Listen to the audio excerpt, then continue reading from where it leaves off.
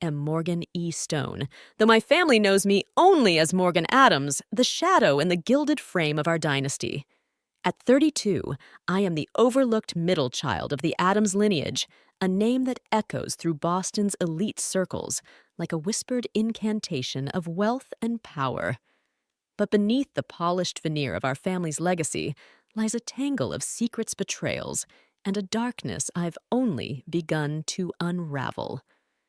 As I stepped into our ancestral mansion in Brookline, for what would be my last Thanksgiving as the invisible daughter, I felt the weight of a truth I'd carried for a decade, a truth that would soon set the Adams empire ablaze. The mansion loomed before me, its colonial facade as imposing as ever, with ivy crawling up its stone walls like veins pulsing with old money. 6 bedrooms, a heated indoor pool, and grounds so vast they demanded a trio of gardeners to tame them. From the outside, we were the embodiment of the American dream, a family sculpted from ambition and triumph. But inside, the air was thick with unspoken resentments, and I was the ghost who haunted its halls unseen and unheard. My grandfather, Robert Adams, had forged Adams Software Solutions in 1978, a solitary visionary in a cramped garage, armed only with a second-hand computer and an idea that would revolutionize inventory management. His creation grew into a regional titan, a legacy my father, Harold Adams, seized in 1995. Under his iron grip, the company swelled from a modest $10 million enterprise to a $50 million juggernaut employing over 200 souls and serving clients from coast to coast. Every family gathering, holiday dinners, summer barbecues, even fleeting moments by the fireplace became a shrine to his genius. The Adams name was a currency in Boston's business world, and my father wielded it like a scepter, ensuring no one, especially his children, forgot his dominance. But there was something else beneath his pride, something I'd glimpsed only in fleeting moments, a flicker of unease in his eyes, a too-quick glance at his phone as if he were guarding a secret that could unravel everything. That Thanksgiving. As I crossed the threshold of our home, I noticed it again, my father engrossed in his phone, whispering to my mother with a fervor I'd never seen. His excitement was palpable, almost feverish, but it wasn't the joy of the season. It was the anticipation of a man about to reveal a long-held plan or a long-buried truth. I wore a simple black dress, chosen deliberately to blend into the background, but beneath it pulsed a heart forged in fire, tempered by years of being underestimated. They thought they knew me, Morgan, the quiet one the dreamer lost in her code. They had no idea I was about to become the architect of their undoing, and perhaps their salvation. If you're watching this, if you've ever stood in the shadow of a family empire, know this: the greatest betrayals come from those who claim to love you most. And the sweetest victories are born from the ashes of their doubt.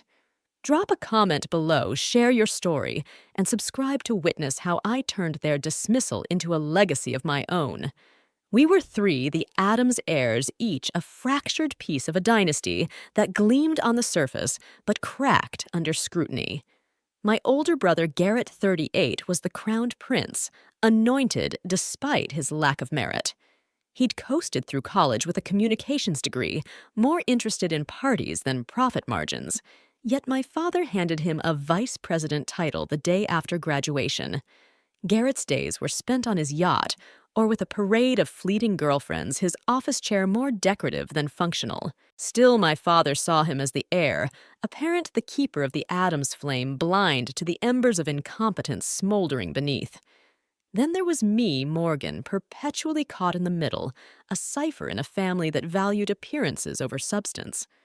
Unlike my siblings, I'd inherited my grandfather's obsession with technology. At 12, I taught myself to code my fingers, dancing across a second-hand laptop as I unraveled the language of machines. By 15, I'd built my first app, a secret project that earned me quiet pride, but no notice from my family. I studied computer science and business at MIT, graduating summa cum laude with ideas that could have propelled Adams Software into the future. Yet in every boardroom discussion, my father's gaze slid past me as if I were a ghost at his table. My voice, my vision, my very existence seemed to dissolve in his presence. My younger sister, Megan, 29, completed our trio. She'd transformed our family name into a brand, a lifestyle influencer, with a legion of followers entranced by her curated glimpses of old money New England glamour. Her posts were a tapestry of staged elegance, sipping champagne on our estate's veranda, posing with the family crest. But she had no interest in the software that funded her lifestyle. Megan was a performer, her ambition measured in likes and sponsorships, not lines of code or corporate strategy. To her, Adam's software was a prop, a backdrop for her carefully crafted image. Our mother, Diane, was the silent orchestrator of our family's facade. Descended from Boston's old money elite, she navigated conflict with the grace of a Beacon Hill matron, smoothing tensions with a smile and a glass of Chardonnay. She played the role of peacekeeper, but her silence enabled my father's worst impulses, his dismissal of my ideas, his favoritism toward Garrett. Occasionally, she'd venture a timid defense herald perhaps Morgan's idea is worth hearing. But the moment my father's sharp glance silenced her, she'd retreat her resolve as fragile as the crystal stemware she clutched. Family gatherings were a theater of exclusion, with my father and Garrett dominating the stage. Their conversations laced with industry jargon and private jokes were a fortress I couldn't breach. I'd sit silently, my mind racing with solutions to the company's challenges, outdated systems shrinking market share, but my attempts to contribute were met with patronizing smiles. "That's sweet, Morgan," my father would say, his tone dripping with condescension. But let's leave the real business to those who understand it. Each dismissal was a cut small but deep, carving away at the girl who once believed she could earn his respect. There was something else, though something I couldn't name until much later. A shadow hung over our family, a sense that not everything was as it seemed. My father's late-night calls, the locked drawers in his study, the cryptic notes I'd once found slipped between the pages of his business journals, they hinted at a truth he guarded fiercely. As a child, I'd dismissed them as the quirks of a driven man. But as I grew older, I began to wonder, what was he hiding? Was it merely the weight of running an empire? Or was there a deeper secret one that tied our family's legacy to something darker? That Thanksgiving, as I stood in the grand foyer of our mansion, the crystal chandelier casting fractured light across the marble floor, I felt the stirrings of that mystery again. My mother greeted me, her embrace warm, but tinged with the faint scent of wine. "Morgan, darling," she said, her eyes lingering on my appearance, subtle, understated, but deliberate. "You look different."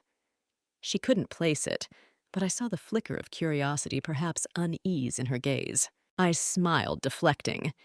"Just the California air, Mom." She ushered me inside, chattering about the holiday preparations, Megan's latest social media milestone, the usual script of our family's performance. But I was no longer here to play my assigned role. I carried a secret of my own, one I'd forged in the crucible of a decade's worth of rejection. It was a secret that pulsed with power, a force I'd nurtured in silence, waiting for the moment to unleash it. As I moved toward my father's study, the heart of his dominion, I paused at the threshold. The heavy oak door was slightly ajar, and through the crack, I saw him hunched over his desk papers, scattered, his phone pressed to his ear. His voice was low, urgent, the words indistinguishable, but charged with intent. My pulse quickened. Whatever he was planning, whatever bombshell he intended to drop at dinner, I knew it would change everything. But what he didn't know, what none of them knew, was that I held a secret, far greater one, that would rewrite the Adams legacy in my own hand. I knocked once, a sharp rap, and entered without waiting for permission. My father looked up, his reading glasses slipping down his nose, surprise flickering before settling into his usual mask of mild disinterest. "Morgan," he said, standing for a perfunctory hug. "You made it." His tone was flat, as if my presence was an afterthought. I smiled, letting the moment pass, but my eyes caught the papers on his desk, a logo I recognized, one I'd designed myself, though he didn't know it yet. "Business is good," I asked, my voice light, but probing. He waved a hand, dismissing the question as he turned back to his phone. "Big things happening, Morgan. You wouldn't understand." The familiar sting of his words was there, but it no longer wounded me. Instead, it fueled me, a reminder of why I'd come. I left him to his secrets, knowing mine would soon eclipse them all. As I climbed the sweeping staircase to my childhood bedroom, I felt the house's history pressing against me. The walls held memories of a girl who'd once dreamed of belonging, of earning her place at the family table. But that girl was gone, replaced by someone stronger, someone who'd learned to wield her invisibility like a weapon. My room was a time capsule debate, trophies, computer science awards, MIT pennants, all relics of a life my family had never valued. I ran my fingers over the dusty spines of my old journals, each page filled with dreams and code, the seeds of an empire they couldn't imagine. Downstairs, the house buzzed with the preparations for Thanksgiving, but I sensed an undercurrent of tension. My father's whispered plans, my mother's strained smiles, the way Garrett's laughter carried a brittle edge, it all pointed to something brewing, something they thought I couldn't see. But I saw everything, and soon they would see me. This was no ordinary holiday. It was the stage for a reckoning, a moment when the forgotten daughter would step out of the shadows and claim her power. The Addams dynasty was about to face a truth they couldn't ignore, and I was the one who would deliver it. The boardroom was a cathedral of power, its mahogany walls polished to a gleam that reflected my father's unyielding ambition. At 22, I stood at its altar, my heart pounding like a war drum, clutching a laptop filled with a vision that could have reshaped Addams software solutions. I'd spent months crafting a cloud-based integration solution, a lifeline to pull our family's company into the future.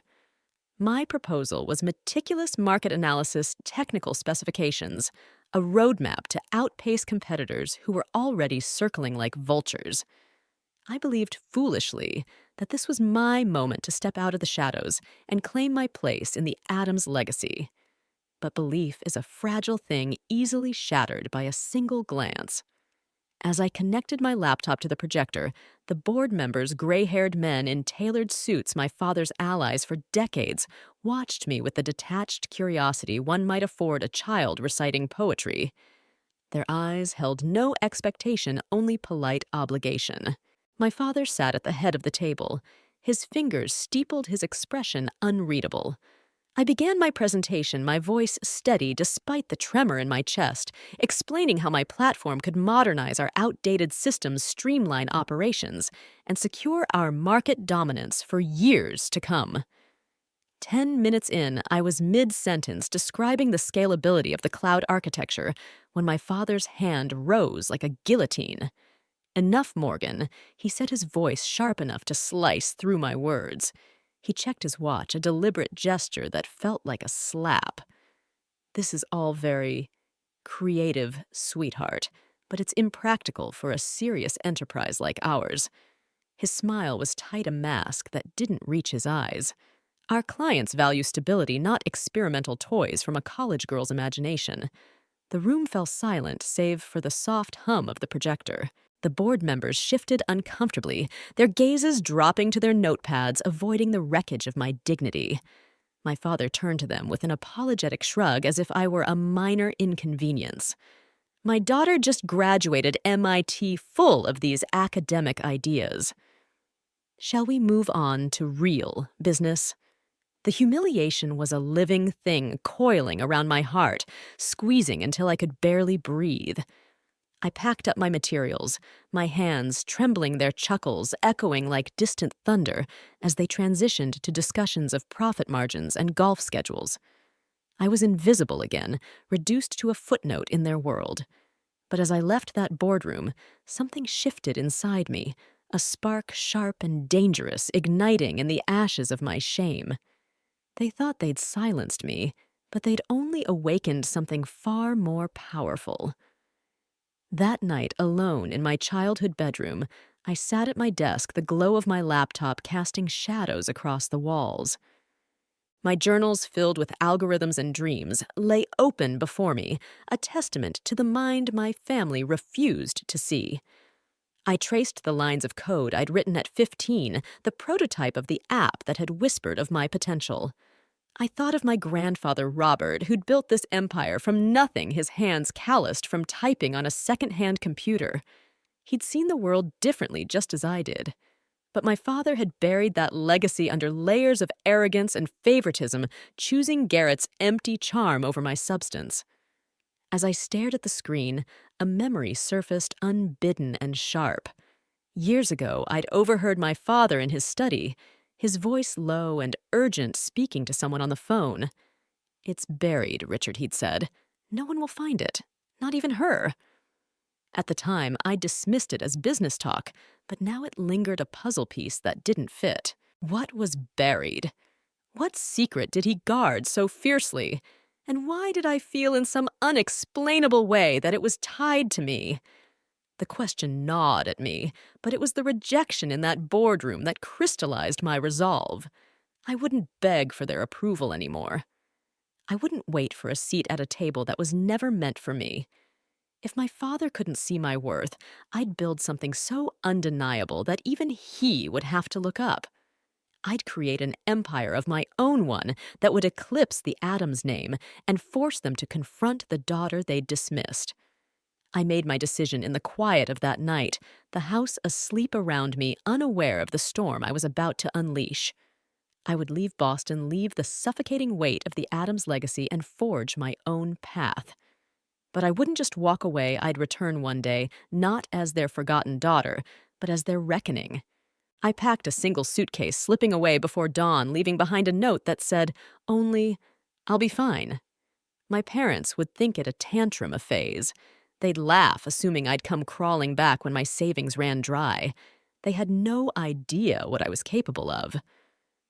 As I boarded a bus to San Francisco with $5,000 in my account and a fire in my chest, I felt the first stirrings of a power I hadn't known I possessed. It wasn't just ambition, it was defiance, a refusal to let their doubt define me. But there was something else too, a whisper of intuition that told me I wasn't just running from their rejection. I was running toward a truth, one that lay hidden in the shadows of our family's empire, waiting for me to uncover it. In San Francisco, I'd become someone new, someone they couldn't ignore. I'd adopt a name, Me Stone, a nod to my initials Morgan Elizabeth, but also a shield to protect my plans. I'd build something extraordinary, not to prove them wrong, but to prove myself right. And when the time came, I'd return to Boston not as a prodigal daughter, but as a force they could neither predict nor control.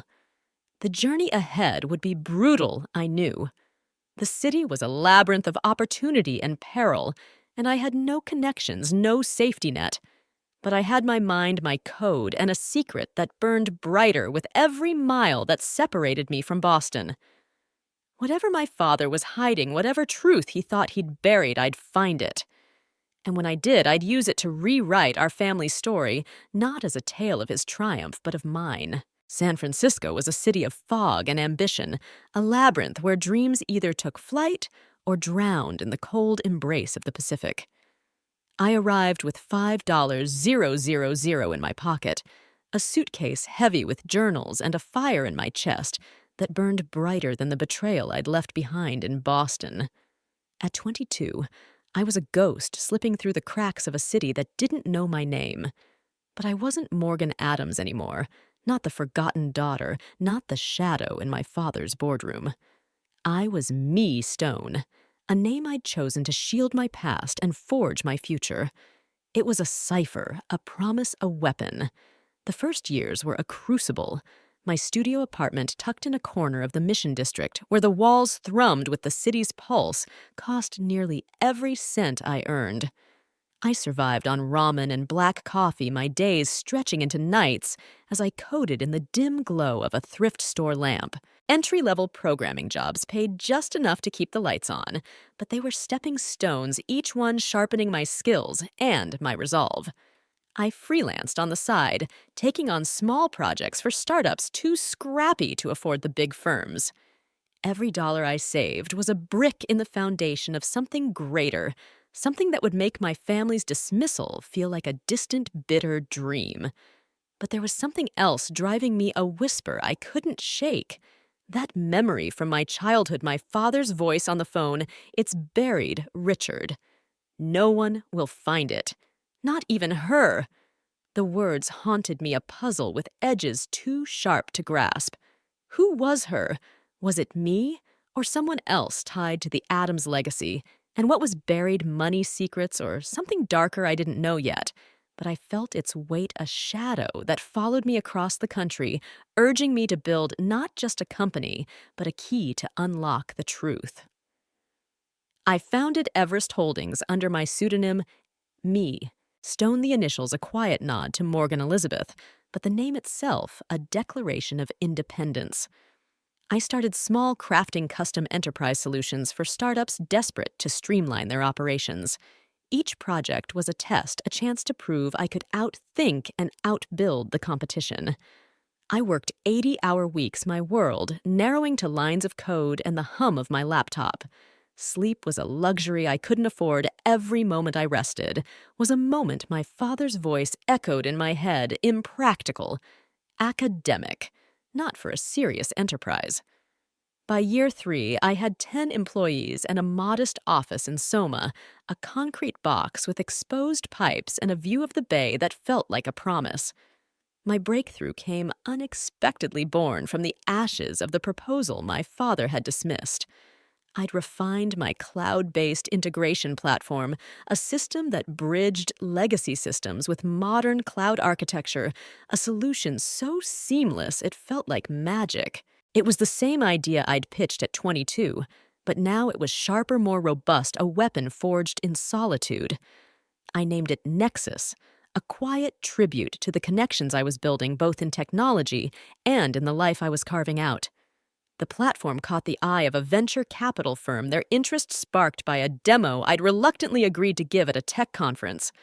I stood in a crowded hall, my heart racing, presenting as Me Stone. My appearance subtly altered, a sleek bob-tinted glasses, a tailored blazer that masked the girl my family knew. The investors were captivated, but I refused their full funding, accepting only enough to scale while retaining majority ownership. I'd learned from my father's empire control was everything. I wouldn't let anyone dictate my destiny again. Everest Holdings grew like a storm gathering strength. Over the next 7 years, I strategically acquired smaller tech firms, each one a puzzle piece that expanded our capabilities. By the time I was 30, Everest was valued at $200 million with offices in San Francisco, Seattle, and Austin. In the tech world, M.E. Stone was a legend, a reclusive genius who rarely gave interviews whose rare public appearances were shrouded in mystery. I let my COO handle the spotlight, preferring the shadows where I could work undisturbed. My employees knew me as a leader who saw potential where others saw obstacles, but they didn't know my true name or the fire that drove me. Yet even as I built my empire, the shadow of my family's secret loomed larger. I began to notice patterns, fragments that didn't add up. A supplier for Adams Software Nexus Technologies had financial records that hinted at irregularities, payments funneled through shell companies' transactions that vanished into the ether. I traced them back to a name, Richard Ellison, a man my father had mentioned in that cryptic call years ago. Who was he? A business partner, a rival, or something more sinister? I couldn't shake the feeling that my father's empire was built on more than just ambition, that there was a truth buried in its foundations waiting for me to unearth it. I kept my family at arm's length, our contact limited to strained holiday calls and rare visits. When they asked about my life, I offered vague answers. I'm doing okay, still figuring things out. My father never pressed for details, his disinterest a shield I used to my advantage. It allowed me to operate in secret, to build Everest into a force that would one day dwarf Adams' software. but it also deepened the ache in my chest, the longing for a family that might one day see me. I buried that longing, channeling it into my work, into the meticulous plan I was weaving. For the past year, I'd been playing a different game, one that required patience and precision. I studied Atom Software's quarterly reports, their public filings, a map of their vulnerabilities, outdated technology, shrinking market share, a management structure bloated with inefficiency. I began acquiring shares in their key suppliers and clients, moving through proxies to keep my identity hidden. Each acquisition was a step closer to my goal, not just to surpass my father, but to claim what he'd denied me. I wasn't just building a company, I was building a reckoning. 6 months ago, I tested the waters, sending an anonymous acquisition offer through a third party. The proposal, codenamed Phoenix, offered to modernize Atom's software while preserving its name, a lifeline to save a sinking ship. My father rejected it outright, his pride blinding him to the opportunity. I wasn't surprised, but I was disappointed not for myself, but for the company my grandfather had built, now crumbling under my father's hubris. As I sat in my corner office overlooking San Francisco Bay, the city's fog curling against the glass, I finalized the paperwork for the move that would change everything. Everest Holdings was ready to acquire Atom Software, not as a partner, but as a conqueror. My assistant entered with my travel itinerary, her voice cautious. Private jets confirmed for Tuesday, 11 a.m. Are you sure you want to go alone? I nodded, my gaze fixed on the horizon. This is personal.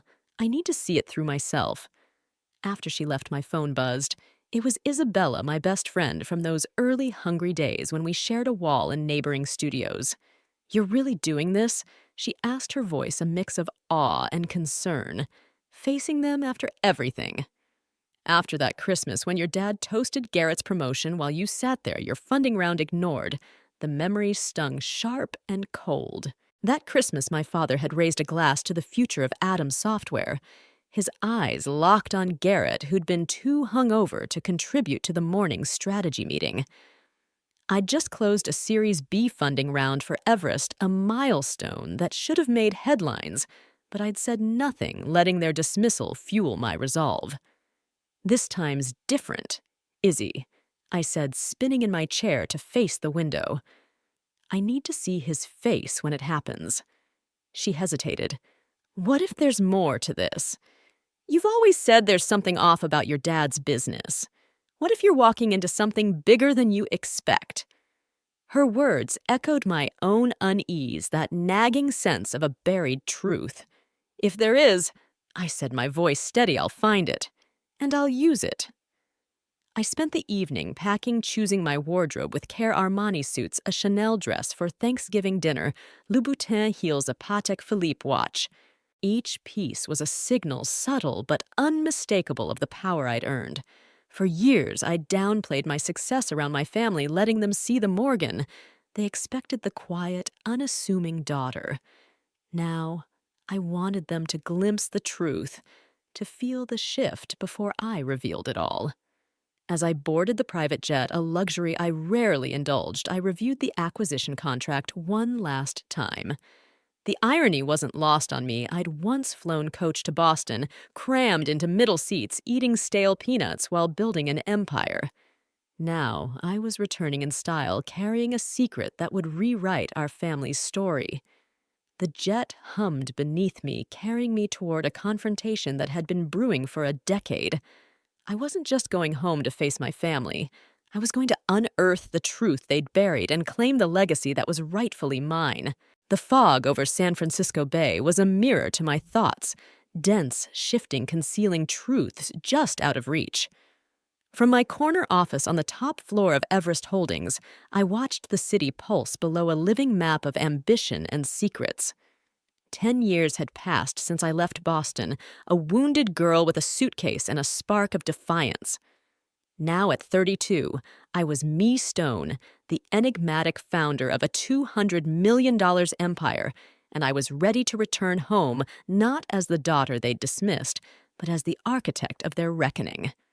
For the past 18 months, I'd been weaving a web delicate and deliberate around Adam's software solutions. Their quarterly reports, public filings, and industry whispers painted a grim picture outdated technology, a hemorrhaging market share, and a management structure bloated with my brother Garrett's incompetence. I'd studied their vulnerabilities like a chess master, analyzing an opponent's board-moving pieces they couldn't see. Through proxies and shell companies, I'd acquired shares in their key suppliers, Nexus Technologies Data Stream Solutions, Techor Industries, and their largest clients McKenzie Manufacturing and Westfield Distribution. Each acquisition was a silent step toward my goal, not just to surpass my father's empire, but to claim it. 6 months ago, I'd tested their resolve with an anonymous acquisition offer codenamed Phoenix sent through a third-party firm. It was a lifeline, a chance for Adam's software to modernize while keeping its name intact. I'd crafted it with care, knowing my father's pride would be his blind spot. As expected, he rejected it without reading past the first page, his arrogance a gift I'd anticipated. The rejection only sharpened my focus. Phoenix had been a feint, the real move was coming, and it would be unstoppable. The week before Thanksgiving, I sat at my desk, the city's skyline a backdrop to the final act of my plan. The acquisition contract for Adam's software lay before me, its pages a map of my triumph. $50 million, a generous offer for a company teetering on the edge of irrelevance. My assistant Claire entered with my travel itinerary, her eyes flickering with curiosity she knew better than to voice. "Private jets confirmed for Tuesday 11 a.m., she said, placing the folder on my desk. "You sure you don't want the executive team with you in Boston? This is big." I shook my head, my gaze fixed on the contract. "This is personal, Claire. I need to do it alone." She hesitated, then left, closing the door softly. My phone buzzed almost immediately. Isabella, my confidant since those lean years when we shared a wall in adjacent studios. "You're really going through with this?" She asked, her voice a mix of excitement and caution. "Facing your family after a decade of silence, dropping this bomb at Thanksgiving Morgan, this is next level." I spun in my chair, the bay's gray expanse stretching beyond the glass. "I need to see his face, Izzy. When he realizes who I am, what I've done. I need to know what he's hiding." She paused, her tone softening. "You still think there's something buried in that company, don't you? That call you overheard, the one about her. You're not just doing this for revenge." I didn't answer right away. The memory of my father's voice, low, urgent. "It's buried, Richard. No one will find it. Not even her," had haunted me for years. I'd traced the name Richard Ellison to a shadowy figure in Adams Software's financial records, a consultant whose payments didn't add up. Was he a partner in my father's success, or a keeper of his secrets I didn't know yet, but I felt the truth lurking, waiting for me to uncover it in Boston. It's not just revenge, I admitted finally. It's about answers, and claiming what's mine. "Be careful," Isabella said. "Your dad's not the type to go down quietly. What if you're walking into something bigger than you expect?" "Then I'll handle it," I said, my voice steady. "I've been preparing for this my whole life." I spent the evening packing each choice deliberate. Gone were the faded jeans and hoodies my family associated with me. In their place were Armani suits, a Chanel dress for Thanksgiving dinner, Louboutin heels, and a Patek Philippe watch, a constellation of subtle signals that screamed power to those who knew how to look. I'd spent years hiding my success, playing the role of the struggling daughter during our rare calls. Now I wanted them to sense the shift, to feel the ground tremble before I revealed the truth. Tuesday morning, I boarded the private jet, a rare indulgence that felt like a coronation. For years, I'd flown coach to Boston, squeezing into middle seats, my ambition tucked away like contraband. Now I reclined in leather, the contract in my lap, reviewing every clause with the precision of a surgeon. The irony was sharp. I'd built an empire while they thought I was failing, and now I was returning to claim what they'd denied me. As the jet cut through the clouds, I felt a strange calm, the kind that comes before a storm. We landed at a private airfield outside Boston, the November air crisp and biting. A black Bentley waited on the tarmac, another calculated choice to signal my transformation. The driver, a stoic man in a dark suit, said nothing as we wove through familiar neighborhoods toward Brookline. The Adams estate rose into view, its colonial architecture as imposing as ever, dusted with early snow and crowned with a wreath that promised holiday warmth it could never deliver. Nostalgia tugged at me, but it was edged with something harder determination forged in a decade of exile. I instructed the driver to wait, then climbed the steps to the front door, my heels clicking against the stone. My mother answered herself, bypassing the housekeeper in her eagerness. Her eyes widened as she took me in the tailored coat, the diamond earrings, the quiet confidence I'd never shown them. "Morgan, darling," she said, her embrace warm but tinged with the faint scent of midday Chardonnay. "You look different. Is that a Rolex Patek Philippe, actually?" I said, returning her hug with a smile. "Good to see you, Mom." She ushered me into the grand foyer, the crystal chandelier casting fractured light across the marble floor. "Megan's hit 1 million followers," she chattered, "and your father's been so busy with some big deal, very hush-hush, even with me." Her words were light, but I caught the strain in her voice, the way her eyes darted toward the study. My pulse quickened. Whatever my father was planning, it was tied to the announcement he'd make at dinner and to the secret I was determined to uncover. "I'll say hello to Dad," I said, moving toward his study, the heart of his power. The heavy oak door was closed, but I could hear his voice low and urgent on the phone. I knocked once sharply and entered without waiting, a small act of defiance that felt like reclaiming territory. He looked up, his reading glasses slipping surprise flickering across his face before settling into the familiar mask of mild disinterest. "Morgan," he said, standing for a brief, awkward hug. "You made it." His tone was flat, as if my presence was an obligation. He gestured vaguely toward a chair, but I remained standing, my eyes catching the papers on his desk. There, it was the Everest Holdings logo, my logo stark against the white. My heart raced, but I kept my expression neutral. "Trip was smooth," I said, my voice deliberate. "Flew private. Saves time."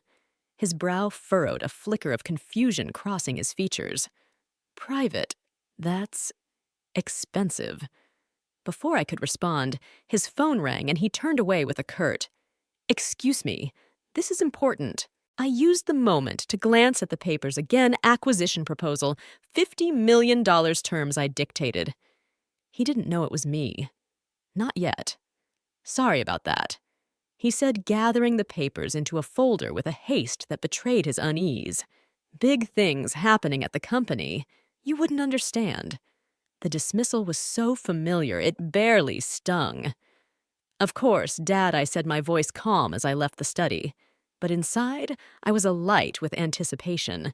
He thought he held all the cards, but I was the one dealing the deck. I climbed the stairs to my old bedroom, a museum of my teenage self-debate trophies, IT penance journals filled with code and dreams. The walls whispered of the girl I'd been, the one who'd begged for his approval. That girl was gone, replaced by someone who'd learned to wield her invisibility like a blade. As I unpacked, I felt the weight of the secret I carried, not just my identity as me Stone, but the truth I suspected lay buried in Adam's software. Richard Ellison's name surfaced again in my mind, tied to those irregular payments I'd traced. Was he the key to my father's cryptic words all those years ago?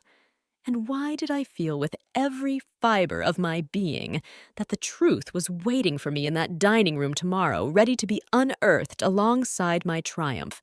Thanksgiving was no longer a holiday. It was a battlefield, and I was armed with a decade's worth of resolve. The Adams family was about to face a truth they couldn't ignore, and I was the one who would deliver it, sharp, undeniable, and forged in the fire of their betrayal. The dining room was a stage set for a ritual older than I was, its mahogany table gleaming under the crystal chandelier's fractured light. Wedgwood china sterling silver candelabras, and an autumnal centerpiece of pumpkins and crimson leaves screamed of tradition, but beneath the polish the air crackled with something unspoken. Tonight was no ordinary Thanksgiving. It was a reckoning, and I, Morgan E. Stone, still just Morgan Adams to them, was the unseen director of the drama about to unfold. I took my seat at the far end of the table, as far from my father as the polished wood allowed a symbolic exile I'd come to expect. My brother Garrett sat at my father's right, his new girlfriend Amber, clinging to his side like a trophy, her cashmere sweater accentuating her curated perfection. My sister Megan, phone in hand, occupied the left, her every gesture angled for her Instagram followers. My mother Diane presided at the opposite end. Her smile strained her wineglass, already half empty. The household staff, led by Maria, our housekeeper of 2 decades, moved silently, serving butternut squash soup and harvest salads with a grace that belied the tension simmering beneath. My father Harold carved the turkey with ceremonial precision, his knife flashing in the candlelight. Megan narrated for her audience, her voice a performative lilt. Here's Daddy carrying on the Addams tradition of excellence, just like his father before him. I caught my mother's wince, her 4th glass of Chardonnay trembling in her hand. Garrett bragged about his yacht. Amber giggled, and my father checked his phone under the table, his whispers to my mother laced with an urgency that set my nerves alight. Whatever he was planning, it was coming, and I knew it would change everything. The traditional Addams gratitude ritual began a hollow pageant that had once held meaning, but now served as a platform for posturing. Garrett went first, his voice dripping with self-assurance. I'm thankful for another record-breaking quarter at Addams Software. He lied, his eyes flicking to my father for approval. I knew from my research their market share had dropped for the 3rd consecutive quarter. And for my new 42-foot yacht, the Addams legacy, he added, squeezing Amber's hand. And for new beginnings with this incredible woman. Amber beamed oblivious to Megan's exaggerated eye roll behind her phone. Megan went next, her gratitude a performance for her 1,000,000 followers. I'm so thankful for my collaboration with Luxury Life Cosmetics and for being an Addams representing our family brand to the world. Her smile was radiant, but I saw the flicker of insecurity in her eyes, the fear that her carefully curated image rested on a legacy she didn't understand. When my turn came, I set down my fork, the clink against the china cutting through the chatter. All eyes turned to me, some curious, some indifferent. I spoke clearly, my voice steady, but laced with an edge they couldn't quite place. I'm thankful for the lessons life has taught me. That rejection can forge a stronger path. That persistence outweighs privilege. And that true success is built in the shadows where no one expects you to rise. I raised my glass, my gaze locking with my father's for a fleeting moment. To finding your own way. His brow furrowed, sensing something beneath my words, but he quickly moved on his own gratitude speech, a predictable ode to his business legacy. My mother offered a slurred thanks for family and health, her eyes avoiding mine. The meal continued a parade of courses overshadowed by my father's distraction, his phone buzzing his whispers to my mother growing more urgent. Garrett dominated with tales of clients he hadn't impressed, while Megan interrupted to read comments from her followers, her livestream capturing every moment. As Maria brought in the pumpkin and pecan pies, my father tapped his knife against his crystal glass, the sharp ping silencing the room. He stood his presence commanding a king about to deliver a decree. I have an announcement. He said, his voice carrying the weight of decades spent bending rooms to his will, one that affects everyone here. The table fell silent. Even Megan lowered her phone, her eyes wide. Garrett's grip tightened on his wineglass. My mother's smile froze her knuckles white around her stemware. I sat still, my heart a steady drumbeat, knowing this was the moment I'd been waiting for. As you know, I've dedicated my life to building Addams Software into an industry leader. He began his tone measured, but charged with something I couldn't name: excitement, or perhaps fear. But all things evolve. The time has come for change. He paused, savoring the suspense. I've decided to sell the company. Garrett choked on his wine, the glass clattering against the table. What, Dad? You can't be serious. His face flushed a mix of shock and betrayal. Megan gasped, her phone trembling in her hand. Daddy, what about the Adams legacy? My brand is built on being an Adams software heiress. Her voice was a wail, but her camera remained angled, capturing her distress for her followers. My father raised a hand, silencing them. I've been in negotiations for months with a very interested buyer. The deal will be finalized tomorrow. He paused again, his eyes scanning the table, avoiding mine. And the second part of my announcement, the proceeds from the sale will not go to you children as inheritance. The room erupted. Garrett slammed his fist on the table, rattling the china. That's our birthright, he shouted, his voice raw. You promised it would be mine someday. You promised all of us. Megan's tears were theatrical, her phone still recording as she sobbed. Where's the money going? What about my brand? Her followers were no doubt eating up the drama, their comments flooding her screen. My father weighted his expression unreadable. Your mother and I will use part of it for our retirement. The rest will establish the Adams Foundation, a charitable organization for technology education. Garrett stood his chair, scraping against the hardwood. I've given 10 years to this company. He roared, his face crimson. You can't do this. Megan joined in her tears, now streaming, though her phone remained steady, capturing her most flattering angle. This is our legacy. You're taking everything through the chaos. I remained, still taking deliberate bites of pecan pie, my calm a stark contrast to their unraveling. My mother noticed her eyes narrowing with a flicker of suspicion. Morgan, she said quietly, her voice cutting through the din. You don't seem surprised. The table quieted their attention, shifting to me as if suddenly remembering I existed. Garrett's glare was venomous. Megan's eyes wide with confusion, my father's expression a mix of curiosity and dismissal. I set down my fork with precision, the soft clink a prelude to the storm I was about to unleash. Actually, I said, my voice clear and unwavering, I have one question. I looked directly at my father, holding his gaze for the first time in years. Who's the buyer? He straightened his chest, puffing with pride, pleased to hold knowledge we didn't. A very successful tech investment firm called Everest Holdings. They're paying $50 million, a generous offer given our recent challenges. I took a slow sip of water, letting the moment stretch the air, thickening with an electric charge. This was it, the pivot point, the fulcrum on which a decade of pain and triumph balanced. Dad, I said, my voice calm but resonant, I am Everest Holdings. The silence that followed was absolute, as if the room itself held its breath. The grandfather clock in the hallway ticked a metronome, counting the seconds of their disbelief. My father's face cycled through emotions, confusion, incredulity, a flicker of anger. Garrett's wineglass tipped red liquid, spilling across the white tablecloth like a wound. Megan's phone shook in her hand, her whisper to her followers barely audible. Oh my God, did my sister just say she owns the company buying our family business? My mother reached for her wine, found it empty, and grabbed the bottle. Instead, her eyes locked on me with a mix of awe and fear. I stood slowly, feeling the weight of a decade's worth of secrets lift from my shoulders. Me Stone. I said, my voice steady as I pulled a platinum business card case from my purse, the Everest Holdings logo glinting in the candlelight. I slid a card across the table toward my father. Morgan Elizabeth Stone.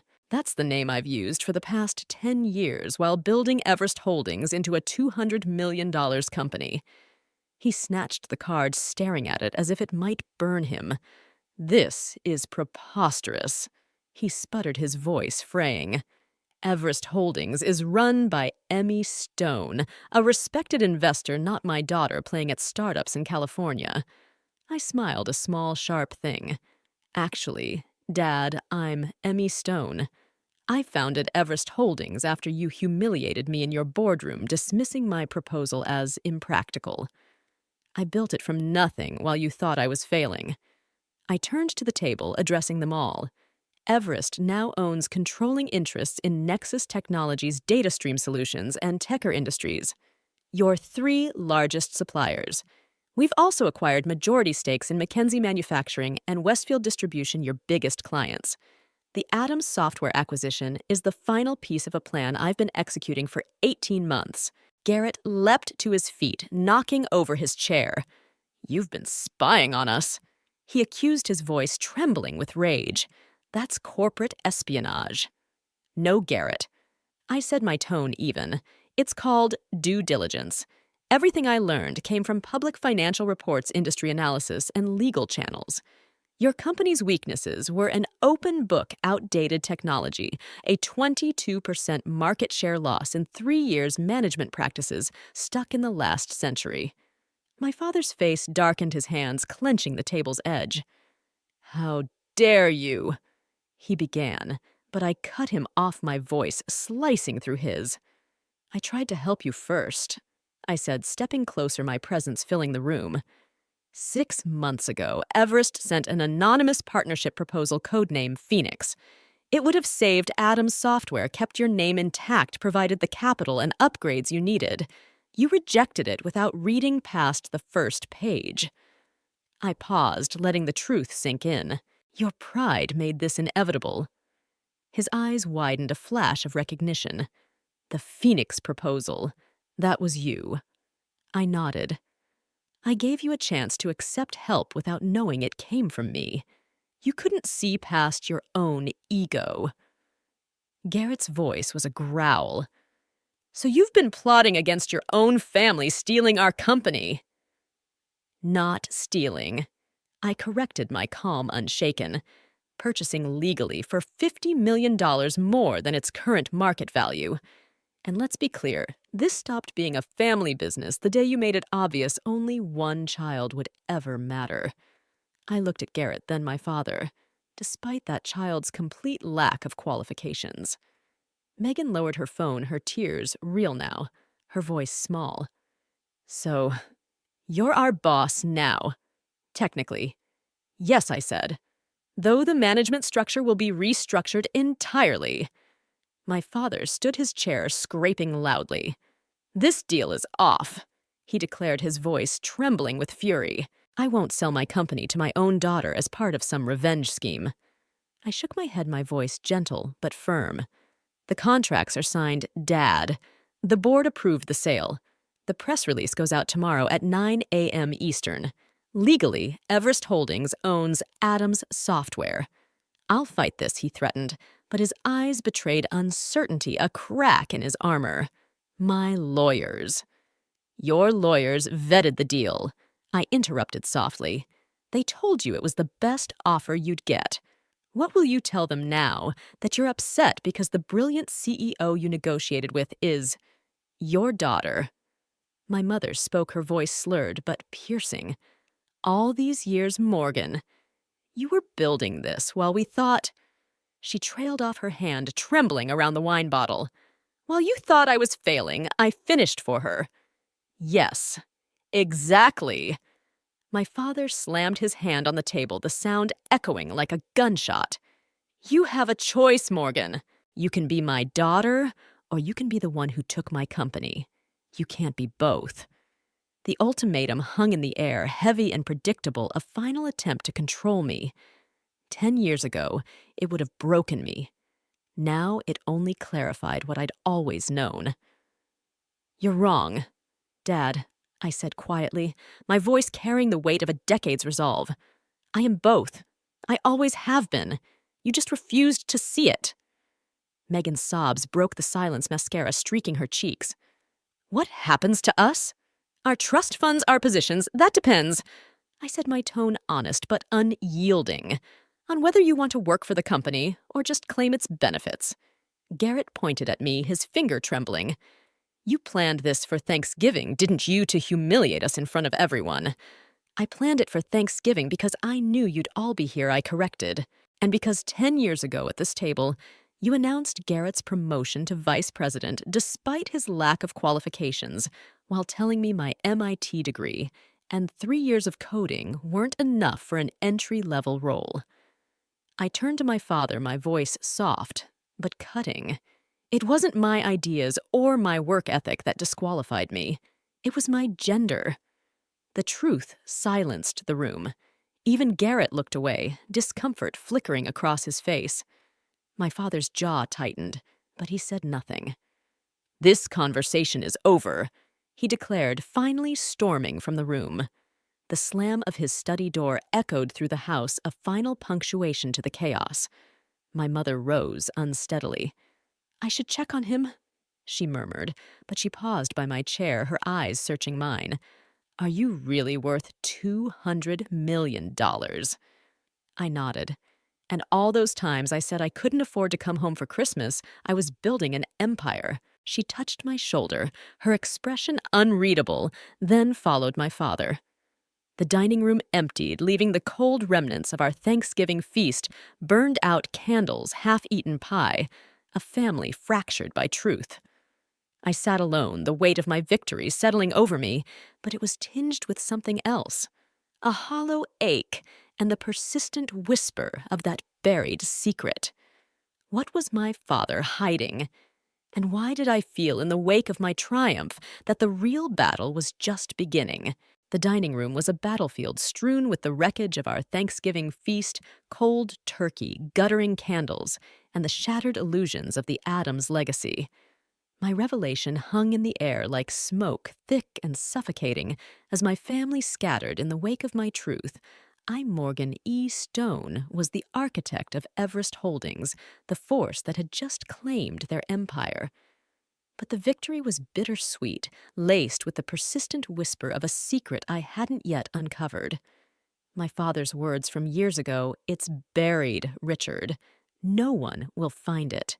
Not even her, echoed in my mind, a puzzle I was determined to solve. As I retreated to my childhood bedroom, the house descended into chaos, and I knew the real confrontations were just beginning. The room was a time capsule frozen in the amber of my teenage years. Debate trophies gleamed dully on the shelves, MIT pennants sagged against the wall, and my old journals lay stacked on the desk, their pages filled with code and dreams I'd once thought impossible. I ran my fingers over a journal's spine, the leather worn from years of hope and hurt. These were the seeds of Everest Holdings, planted in the shadows where my family refused to look. But now, as the house pulsed with anger and disbelief below, I felt the weight of something else, a truth buried deeper than my father's dismissal, tied to the name Richard Ellison and the cryptic payments I'd traced in Addams Software's records. A sharp knock shattered my thoughts. I opened the door to find Garrett, my older brother. His tie loosened his face, flushed with a volatile mix of alcohol and rage. He pushed past me without invitation, pacing the small space like a predator trapped in a cage. "We need to talk." He growled, his eyes blazing. "You think you're so clever. Don't you little Morgan playing spy with her secret identity?" I leaned against the door arms, crossed my calm, a deliberate contrast to his storm. "About what, Garrett? How? I ruined your Thanksgiving, or how you've been running our family's company into the ground." He stopped pacing, his expression darkening. "You enjoyed this, didn't you, lying to our faces for years, pretending you were some broke nobody while you built your little empire?" I met his gaze unflinching. "About as much as you enjoyed stealing my ideas.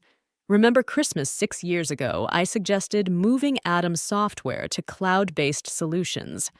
Dad called it trendy jargon, but 3 months later you pitched the same idea as your own strategic vision." His jaw tightened, but he didn't deny it. "I stayed, Morgan. I put in the time while you ran off to California to prove some point."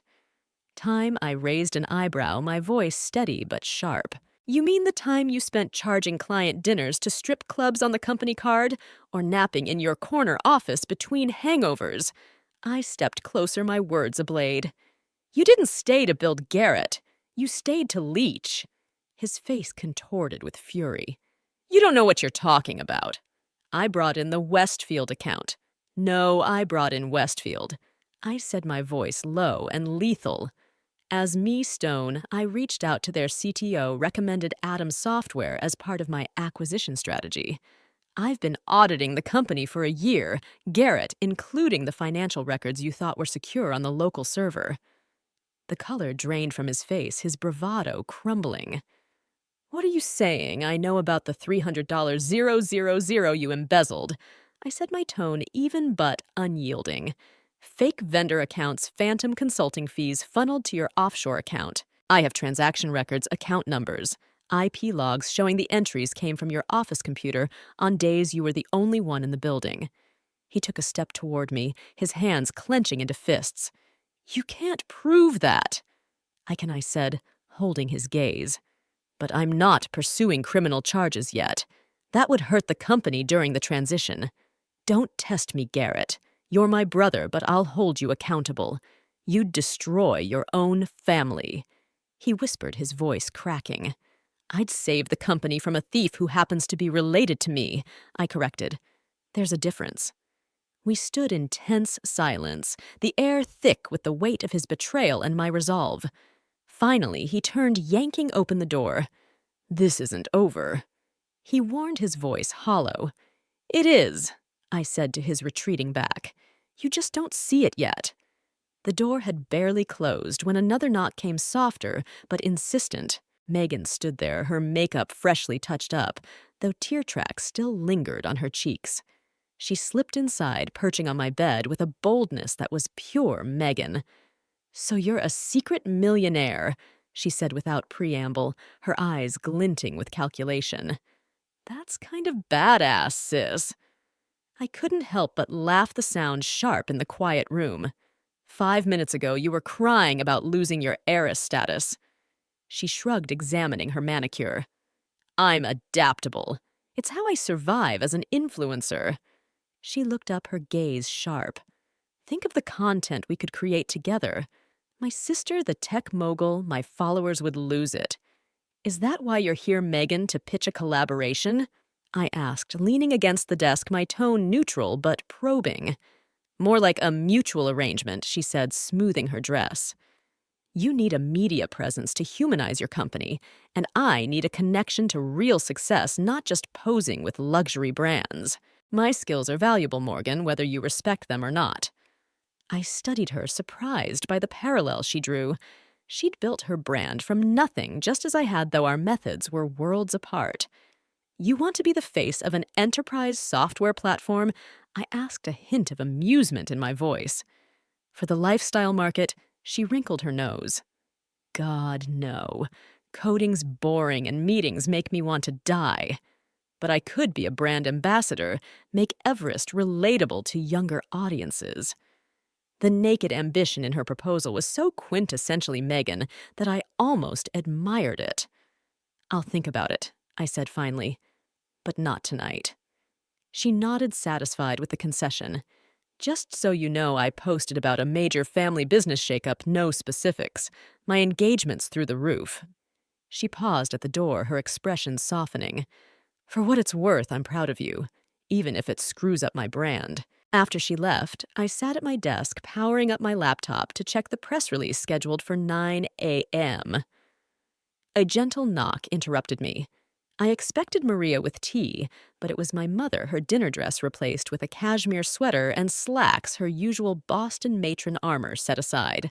She looked surprisingly sober, her eyes clear despite the wine she'd consumed.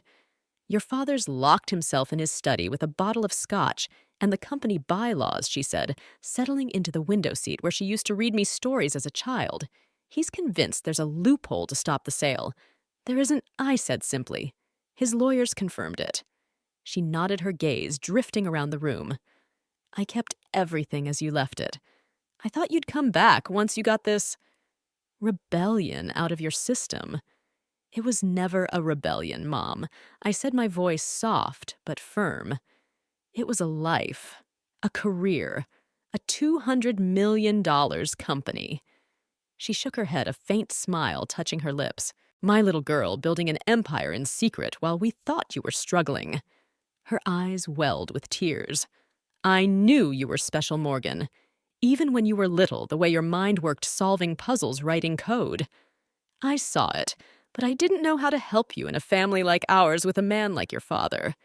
You could have stood up for me, I said, the old hurt rising unexpectedly sharp in my throat. All those times he dismissed me, humiliated me. You just sat there. She wiped at her cheeks, her voice barely above a whisper. I was wrong. I told myself I was keeping the peace, being a good wife. But I failed you as a mother when you needed me most. Her admission pierced something deep within me, a wound I'd thought long scarred over. I'd come prepared for anger, for accusations, not this raw remorse. What happens now? She asked after a long silence. Tomorrow, the acquisition goes public, I said. Adams Software becomes a subsidiary of Everest Holdings. The name stays for now, but operations will be restructured.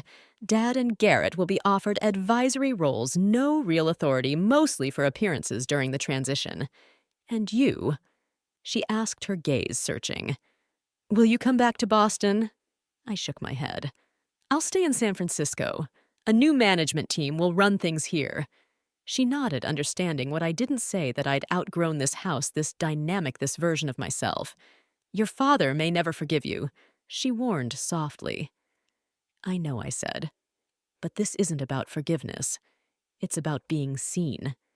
She rose, touching my shoulder briefly before leaving. Alone again, I felt the weight of the night settle over me. But there was one more confrontation to come, the one I'd been both dreading and craving. I found my father in his study at dawn, the room heavy with the scent of scotch and old leather. He sat behind his massive desk, surrounded by framed accolades, business journal covers, industry awards photos with power brokers. My MIT graduation photo sat half hidden on a side table, a reluctant nod to my existence. He looked older, his posture stooped, the lines around his eyes deeper. He hadn't slept. My study now, he'd said earlier, his tone brooking no argument. I'd followed, choosing not to sit in the visitor's chair, but to perch on the edge of his desk, a subtle shift in our power dynamic. He noticed his jaw tightening. My attorneys confirm the sale is binding, he began, his voice clipped. The board's vote was unanimous. Of course it was, I said. Adams Software's been losing market share for 3 years. Your technology's outdated, your management's bloated, your pipeline's empty. The board saw a lifeline. $50 million, he said, shaking his head. We were valued at $70 million 2 years ago.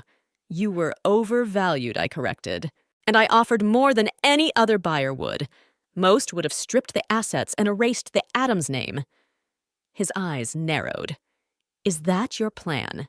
To erase your family's legacy? No. I said, my voice steady. The Adams name stays, but the company will change. It'll be the enterprise division of Everest Holdings, focusing on updating your products and integrating them with our cloud platforms. We'll retain 60% of the staff with major changes to upper management. And me, he asked the question costing him. Chairman Emeritus, I said. No operational authority, but an office and a role advising on client relationships during the transition. A figurehead, he spat, standing and pacing to the window overlooking the snow-dusted garden. A respected advisory position, I countered, with full benefits and generous compensation. He stared out at the ground, silent for a long moment. How did you do it? He asked finally, his voice quieter. Build something that valuable with no connections, no capital. I had my education, I said. The one thing you couldn't take. And I had motivation to prove you wrong. He turned his eyes, searching mine. I expected you to fail. 90% of startups don't survive 3 years. I thought I was protecting you. By ensuring I never got to try, I raised an eyebrow. That's not protection, Dad. That's control. He flinched, but didn't argue. Then his expression darkened. And Garrett, you're throwing him under the bus, too. Garrett's been embezzling, I said bluntly. $300,000 through fake vendor accounts. I have the evidence. He sank into his chair, the shock hitting him like a physical blow. That can't be true. He has a salary, a trust fund. Gambling debts, I said. Sports betting, mostly. I moved now to stop him from doing more damage. He buried his face in his hands, the weight of his son's betrayal compounding his own. So both my company and my son were failing, and I was too blind to see. Not blind, I said, softening slightly, just looking in the wrong direction.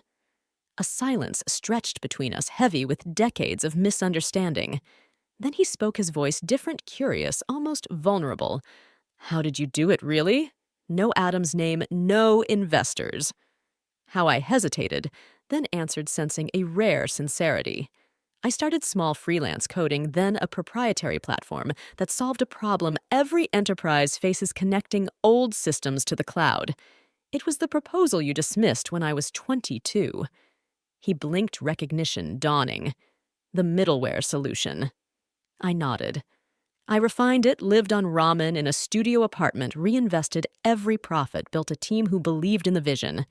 Being underestimated was my advantage. No one saw me coming. He almost smiled. Clearly not. Another silence less hostile now. And Megan Garrett can resign quietly with severance or face legal consequences, I said. Megan.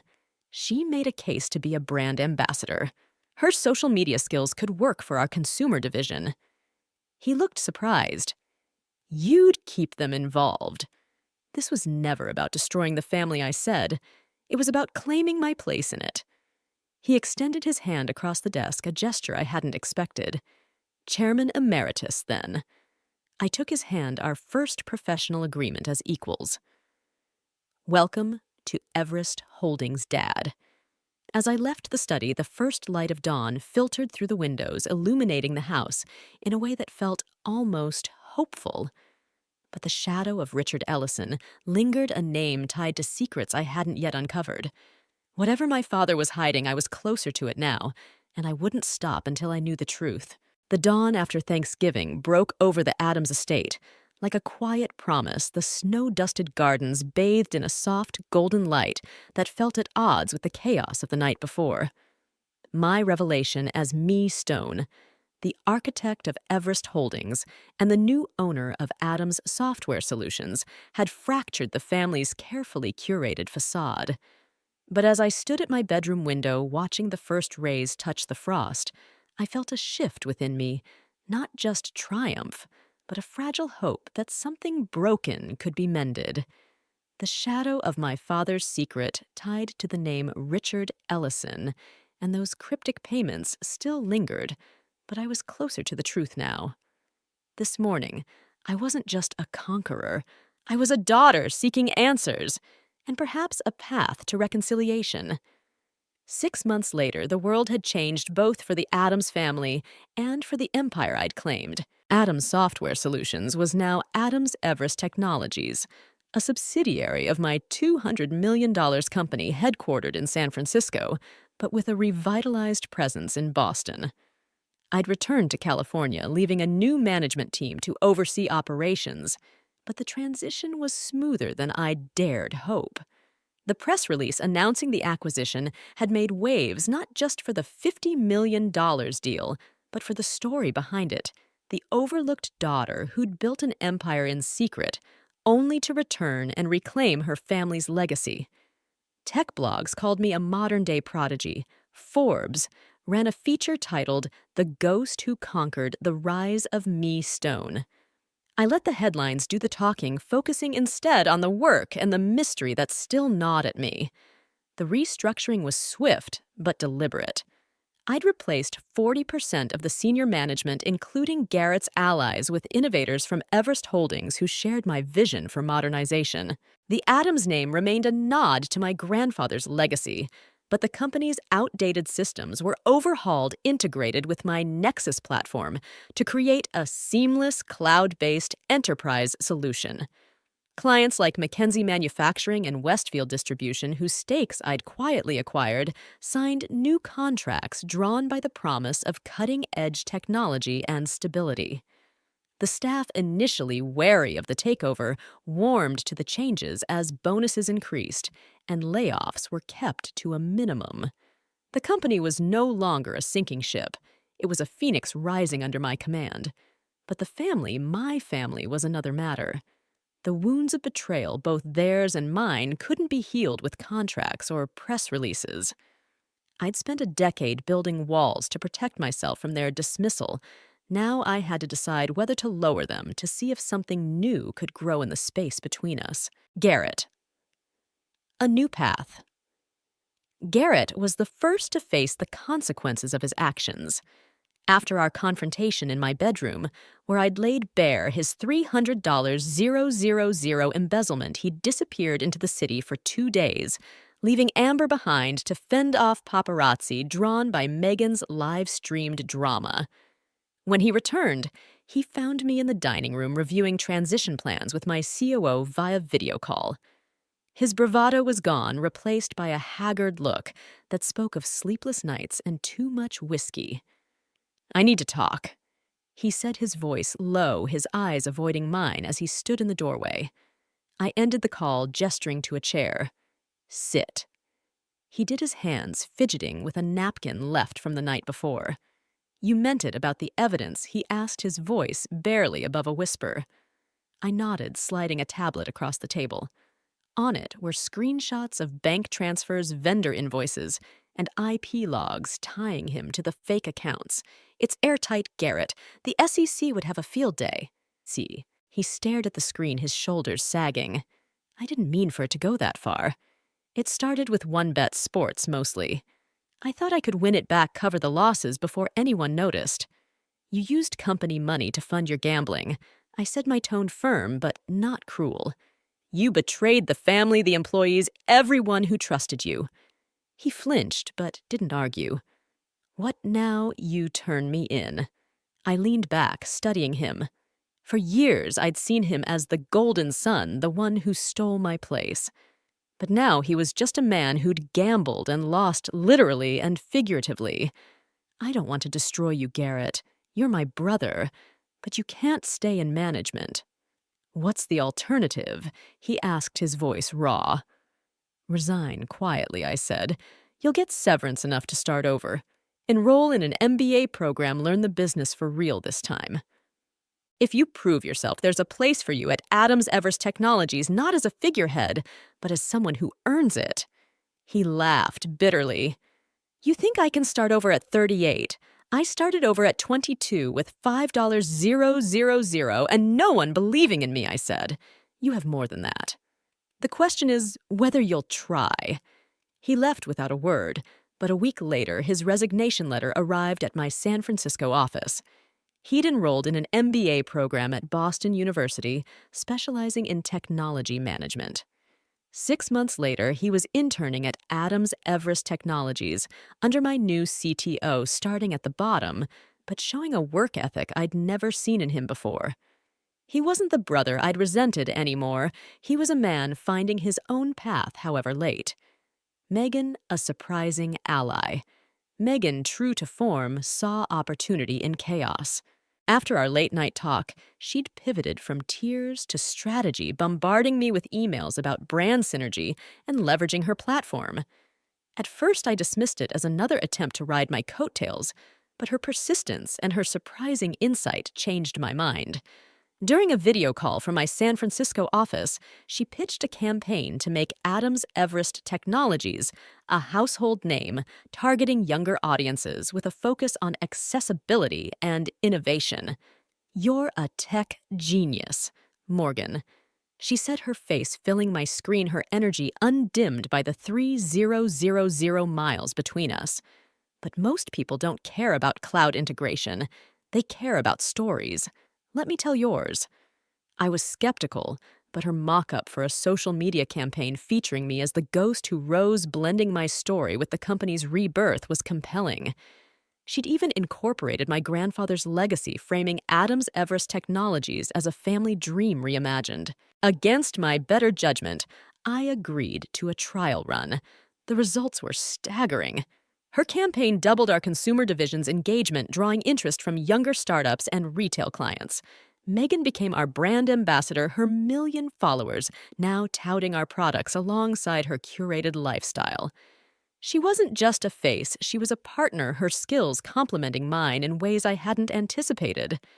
During a rare visit to San Francisco, she hugged me tightly, whispering, "I always knew you were the smart one, sis." For the first time, I believed her. Diane, a mother's redemption. My mother's transformation was quieter, but no less profound. After her tearful apology in my bedroom, she began attending AA meetings, her wine glasses replaced with herbal tea. She reached out via email, tentative, at first sharing updates about her life volunteering at a local women's shelter, taking up yoga, rediscovering herself outside the role of Harold Adams's wife. During a visit to Boston for a board meeting, she invited me to lunch at a quiet cafe, her demeanor steady, her eyes clear. "I was wrong to stay silent," she said over coffee, her hands steady around the cup. "I let your father's vision of the family blind me to who you were becoming." I nodded, the old hurt still there, but softer now. "I needed you, Mom, but I understand why you couldn't be there." She reached for my hand, her touch warm. "I'm here now, and I'm so proud of you, Morgan, not just for what you've built, but for who you are." She joined the Adams Foundation, the charitable arm my father had planned, redirecting its focus to scholarships for women in STEM. Her first act was funding a mentorship program in my name, a gesture that brought tears to my eyes. Our relationship wasn't perfect, but it was honest, a foundation we could build on. Harold, a reluctant ally. My father was the hardest to reach. As chairman emeritus, he kept an office at Adams Everest Technologies, his role limited to client introductions and ceremonial appearances. At first, he resisted his pride, bruised by the loss of control. But as the company thrived, stock value up 15% in 3 months, new contracts flooding in, he began to soften. During a board meeting in Boston, he pulled me aside, his expression unreadable. "You're better at this than I ever was." He said, his voice gruff but sincere. "Your grandfather would be proud." The words hit harder than I expected, a bridge to a man I'd spent years resenting. He's why I kept the Adams name, I admitted.